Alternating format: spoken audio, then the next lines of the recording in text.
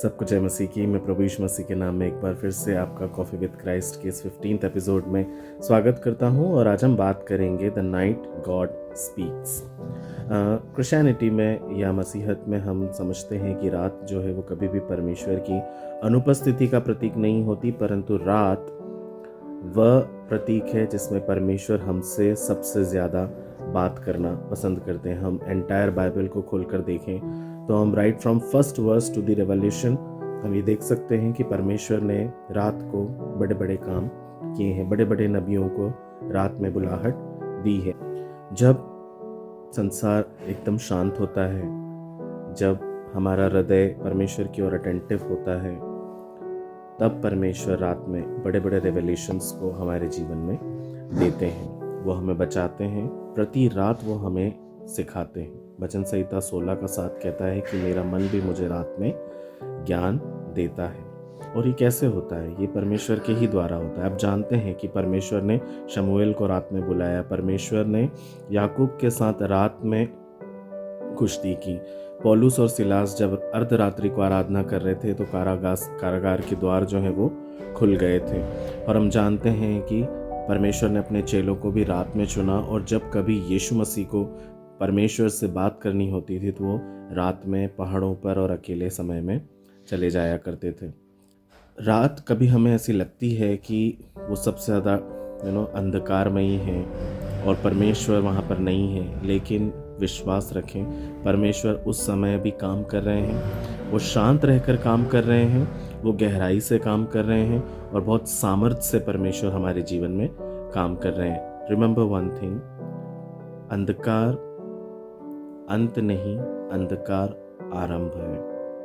परमेश्वर ने इस पूरी सृष्टि के निर्माण को रात में ही किया था। तो हम जानते हैं कि परमेश्वर हमारे जीवन में अद्भुत काम रात्रि में करते हैं। हमको ऐसा लगता है कि रात्रि जो है वो कमज़ोरी का प्रतीक है, शिथिलता या थकान का प्रतीक है और भय का प्रतीक है, लेकिन ऐसा नहीं है। परमेश्वर रात में हमारे हृदय के सबसे करीब मौजूद होते हैं। मैं आपको एक कहानी सुनाना चाहता हूँ। ये कहानी है डैनियल नाम के बच्चे की, जो एक छोटे से गांव में रहता है और अपने पिता के साथ अकेला रहता था।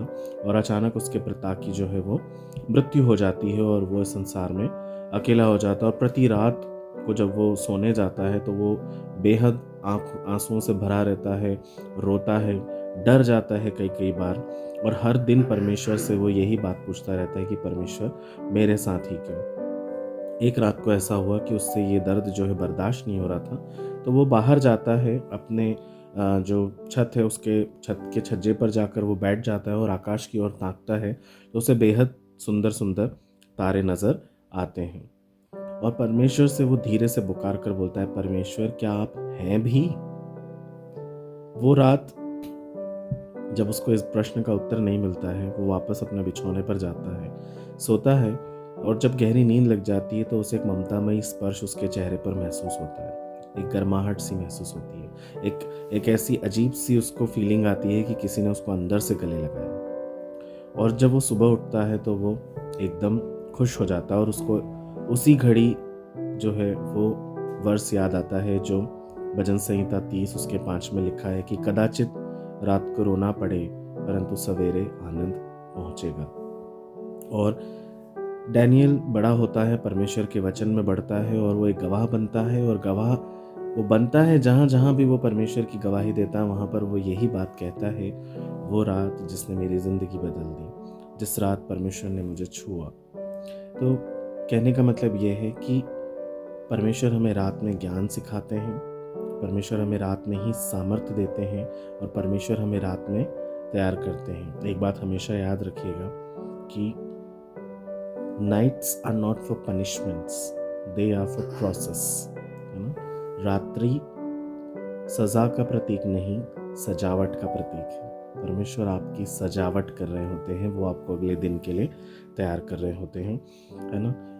रात परमेश्वर ने कैनवस के रूप में बनाई है जिसपे वो अपना अगला मास्टरपीस बनाते हैं। तो प्रति रात को अपने जीवन को परमेश्वर के हाथ में कैनवस की जैसे सौंप दीजिए।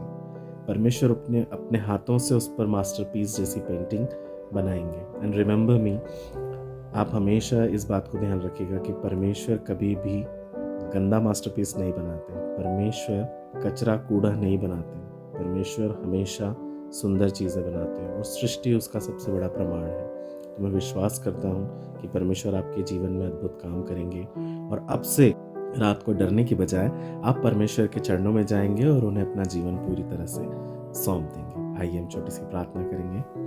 प्यारे खुदावंद पिता परमेश्वर, हम यीशु मसीह के नाम से आपके अति पवित्र चरणों में इस भोर के समय में आते हैं और हम विश्वास करते हैं कि कॉफी विद क्राइस्ट के इस एपिसोड के माध्यम से परमेश्वर पिता आप उन सभी व्यूअर्स के जीवन में काम करेंगे जो आप पर विश्वास रखते हैं। प्रभु जी, किसी के भी जीवन में किसी भी प्रकार की चिंता है, रातों को जब वे सो नहीं पाते हैं, शायद बीमारी के कारण, किसी दर्द के कारण, किसी अपने के कारण, परमेश्वर पिता उनके जीवन में जो भी हलचलें हैं, जो भी बेचैनियां हैं, जो भी रुकावटें हैं, जो भी कमी घटी है, चाहे वो फाइनेंसेस की हो, चाहे वो रिश्तों में कड़वाहट की हो, परमेश्वर पिता उन सब बातों को प्रभु आप उनके जीवन से दूर करिएगा और खुदावंद उनको आशीषित जीवन जीने के लिए उनकी सहायता और मदद कीजिएगा।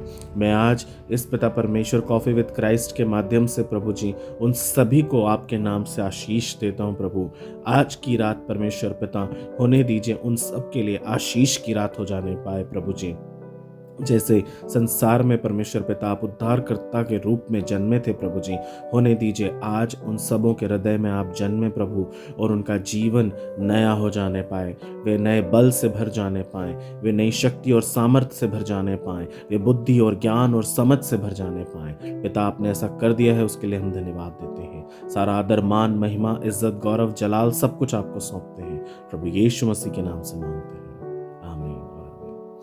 मैं विश्वास करता हूँ परमेश्वर इस प्रार्थना के माध्यम से आपके जीवन में अद्भुत काम करने जा रहे हैं। मुझे अपनी प्रार्थनाओं में निरंतर याद रखिएगा, मैं भी आपके लिए निरंतर प्रार्थना करूँगा। प्रभु आपको आशीष दे। जय मसीह की।